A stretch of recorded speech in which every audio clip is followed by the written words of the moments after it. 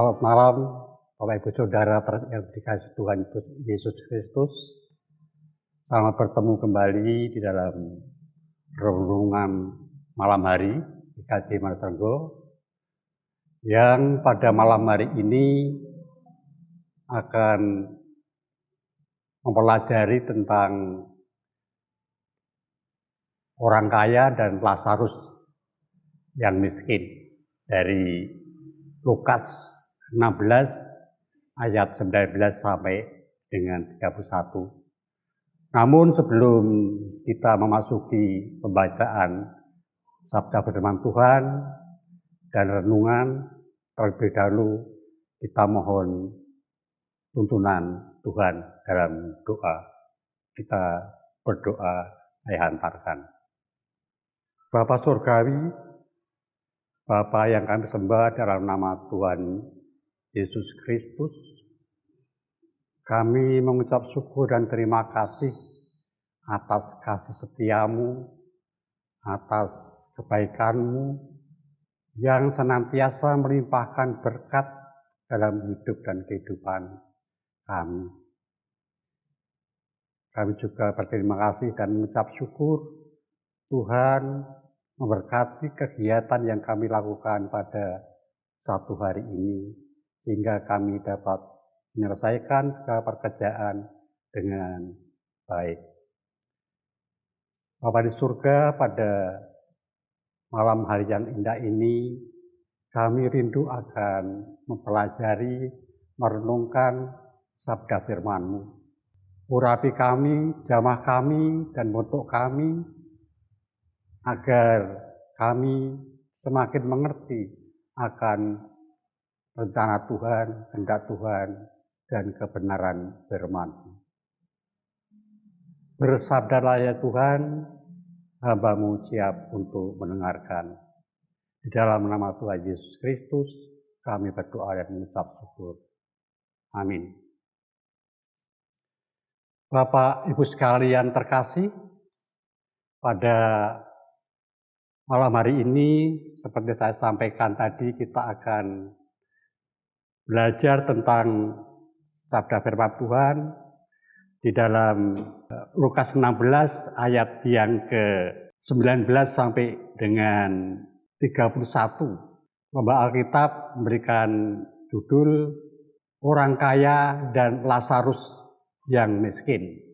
Ada seorang kaya yang selalu berpakaian jubah ungu dan kain halus, dan setiap hari ia bersukaria dalam kemewahan.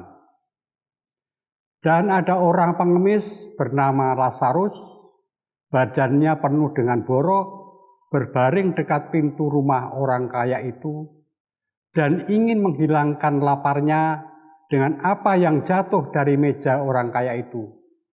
Malahan anjing-anjing datang dan menjilat boroknya. Kemudian matilah orang miskin itu, lalu dibawa oleh malaikat-malaikat ke pangkuan Abraham.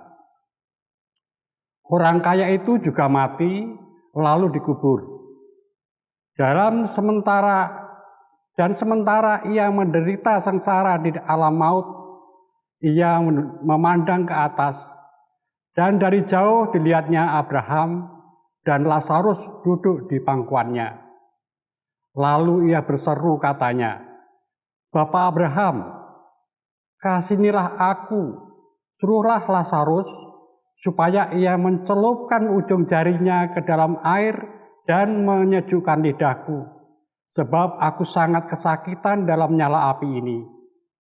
Tetapi Abraham menjawab, "Anak, ingatlah bahwa engkau telah menerima segala yang baik sewaktu hidupmu, sedangkan Lazarus segala yang buruk. Sekarang ia mendapat hiburan dan engkau sangat menderita. Selain daripada itu, di antara kami dan engkau terbentang jurang yang tak terseberangi, supaya mereka yang mau pergi dari sini kepadamu, atau mereka yang mau datang dari situ kepada kami, tidak dapat menyeberang." Kata orang itu, "Kalau demikian, aku minta kepadamu Bapa, supaya engkau menyuruh dia ke rumah ayahku. Sebab masih ada 5 orang saudaraku, supaya ia memperingati mereka dengan sungguh-sungguh agar mereka jangan masuk kelak ke dalam tempat penderitaan ini.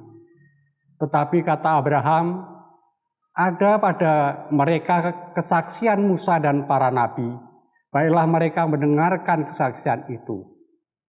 Jawab orang itu, tidak Bapak Abraham, tetapi jika ada seorang yang datang dari antara orang mati kepada mereka, mereka akan bertobat.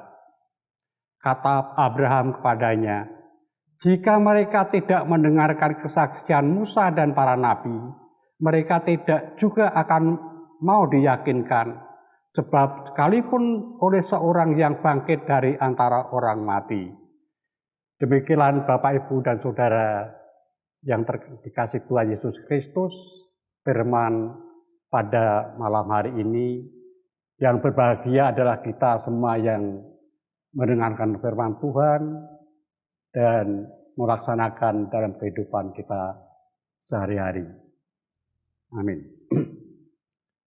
Bapak, Ibu, Saudara yang dikasih Tuhan Yesus, dari serangkaian pengajaran Tuhan Yesus tentang bahaya kekayaan melalui kisah atau perumpamaan orang kaya dan Lazarus yang miskin, kita dapat melihat bahwa orang kaya ini hidupnya senantiasa bersukaria dalam kemewahannya setiap hari.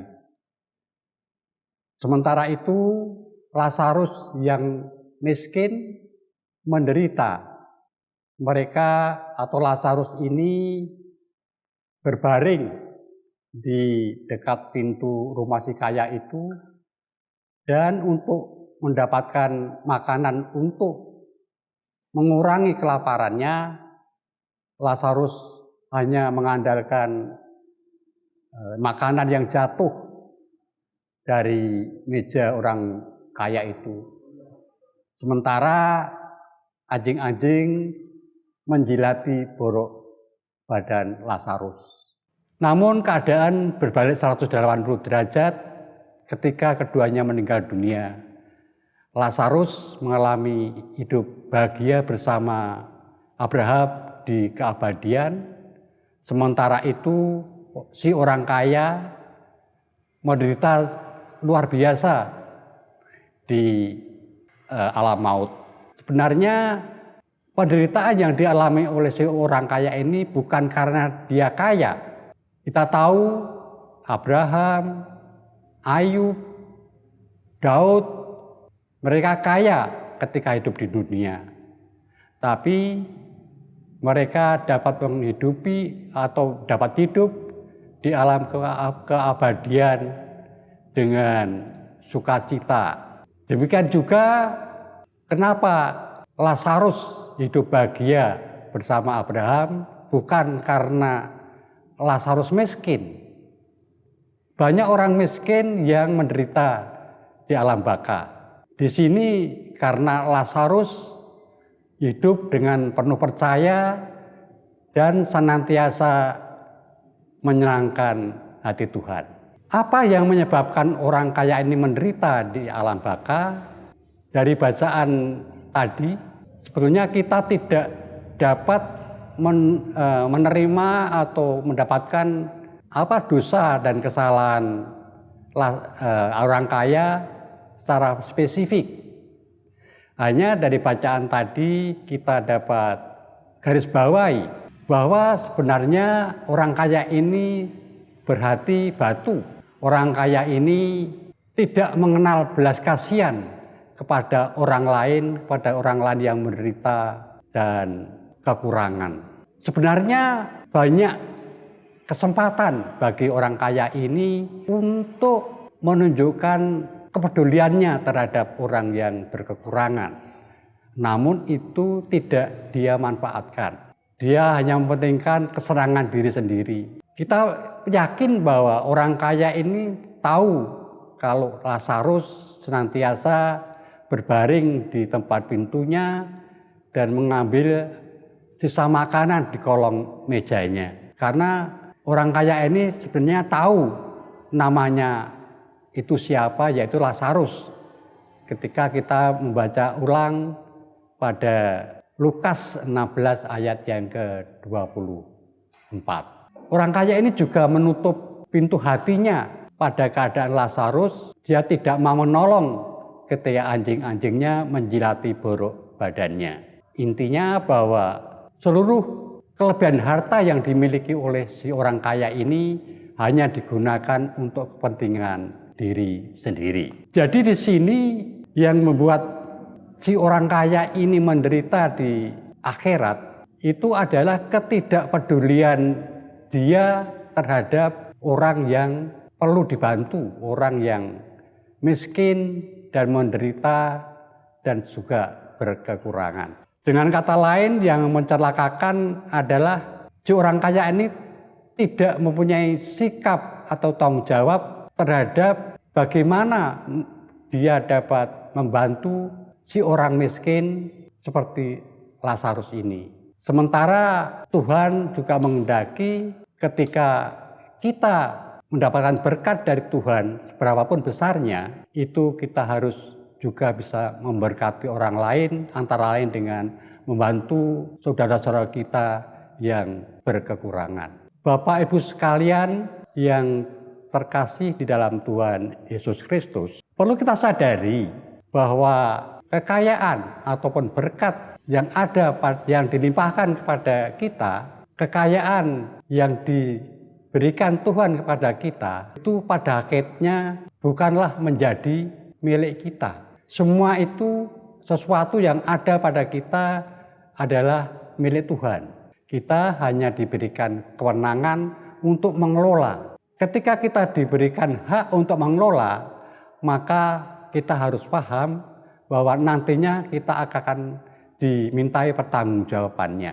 Nah, itu yang Bapak barangkali yang perlu kita renungkan pada malam hari ini, sehingga ketika kita mendapatkan berkat dari Tuhan ataupun rezeki yang barangkali lebih dari cukup, maka adalah kewajiban kita untuk peduli pada orang lain, khususnya orang lain yang berkekurangan dan menderita. Karena itu adalah bijak ketika kita tidak menggunakan kekayaan kita ataupun mensikapi kekayaan kita sebagai Tuhan kita yang memaharkan kita untuk kepentingan kita juga. Kita seyogianya bersikap bahwa kekayaan ataupun berkat Tuhan seberapapun besarnya dan diberikan kita, di situ terselip kewajiban untuk memberikan berkat juga kepada orang lain. Bapak Ibu, saudara terkasih dalam Tuhan Yesus Kristus, biarlah diri kita dituntun oleh Roh Kudus agar supaya kita bisa melihat dengan jelas kelebihan kekayaan kita, melihat dengan jelas penderitaan orang lain, dan memberikan hati kita untuk menolong kita. Barangkali Bapak Ibu sekalian tidak memasukkan diri Bapak Ibu sekalian ke dalam kelompok orang yang kaya, orang yang berkelebihan harta. Namun demikian, Tuhan tidak menghendaki bahwa apapun yang Tuhan berikan kepada kita, berkat yang Tuhan berikan kepada kita, untuk kita gunakan untuk kepentingan kita sendiri. Maka oleh karena itu adalah menjadi kehendak Tuhan ketika kita mempunyai berkat, mendapatkan berkat yang berkelimpahan ataupun berkat yang cukup bagi kita, haruslah kita mengucap syukur dengan cara antara lain menjadikan saluran berkat dari Tuhan untuk kepentingan saudara kita yang berkekurangan. Amin. Mari kita berdoa. Bapa yang bertakhta di kerajaan surga, yang kami sembah dalam nama Tuhan Yesus Kristus, kami mengucap syukur atas firman yang Tuhan taburkan pada malam hari ini.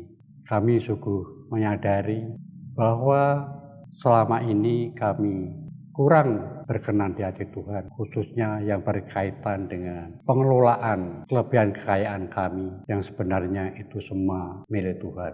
Bapa, kami juga menyadari bahwa berkat atau rezeki yang Tuhan limpahkan kepada kami, sebenarnya kami juga Tuhan wajibkan untuk kami juga peduli kepada orang lain yang membutuhkan uluran tangan kami. Ampunilah kami ya Tuhan, jika selama ini kami dalam mengelola keuangan, mengelola kekayaan kami yang Tuhan mandatkan kepada kami masih sering untuk kepentingan diri sendiri, dan kami kurang peduli terhadap kebutuhan orang lain yang membutuhkan. Bapa di surga, kami sebagai manusia yang lemah, rapuh, dan tidak berdaya tanpa pemeliharaan Tuhan. Untuk itu Tuhan, kami mohon bimbingan Tuhan untuk kami bisa hidup lebih baik, khususnya berkaitan dengan pengelolaan kekayaan ataupun berkat Tuhan duniawi ini. Kami percaya ketika Tuhan membimbing kami, menunjukkan kepada kami jalan yang mestinya Tuhan kehendaki, kami akan juga Tuhan mampukan. Terima kasih Tuhan, kami mohon Tuhan sertai, Tuhan bimbing dalam kami menjalankan hidup ini. Kami hanya senantiasa bersandar pada bimbingan dan pemeliharaan Tuhan. Terima kasih Tuhan, di dalam nama Tuhan Yesus Kristus kami berdoa. Amin. Demikian Bapak Ibu Saudara yang terkasih dalam Tuhan Yesus Kristus, renungan yang dapat kita sajikan pada malam hari ini, dan kita senantiasa mohon untuk Tuhan senantiasa membimbing dalam kita menjalani kehidupan ini. Selamat malam dan terima kasih.